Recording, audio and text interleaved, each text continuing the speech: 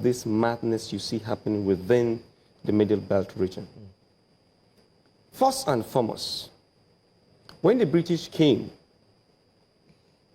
and took over this particular geographical territory that eventually became Nigeria, what the British did is that they placed the Anglo-Saxons on the top of the pyramid. Under them, they placed the Teutonic races, that is the Asians and the Red Indians, Chinese, all of that. Under them, they now placed the white Arabs. I'm talking about the social stratification of the British in their entire colonial conquest.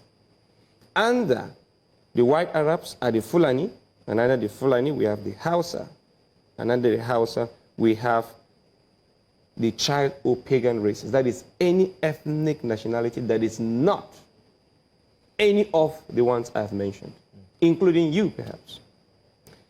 Now, as a resultant consequence of this social stratification, it now created a relationship of superiority and inferiority between the ethnic groupings in the north, particularly between the Hausa and the Fulani on the one hand, and the other ethnic nationalities of the north.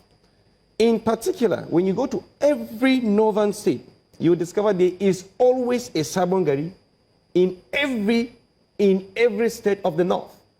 Now, Sabongari is usually delineated for the infidels. The infidels encompasses all those who subscribe to African traditional religion and those who could be pagans, because they believe that these were animists. They are not even human. They are not even to be treated as human beings because they lack the sophistication that the Emirate system, which is purely Islamic, has provided for, in particular, the Hausa on the one hand and the Fulani on the other hand. Now, the Sabongari is usually delineated for those kind of what? People who do not fit into the what? The configuration of the British. And in particular, you would realize that given the ethos of the Emirate system, which wields absolute power in the emir, who doubles as a religious and as a political leader, it was easier for him to what? Have absolute control over the territory, over his territory, and over the people. Now, the Emirate system provided a very, very conducive frame for indirect rule to thrive. And given that the Emirate system provided a vehicle to drive indirect rule, are we together?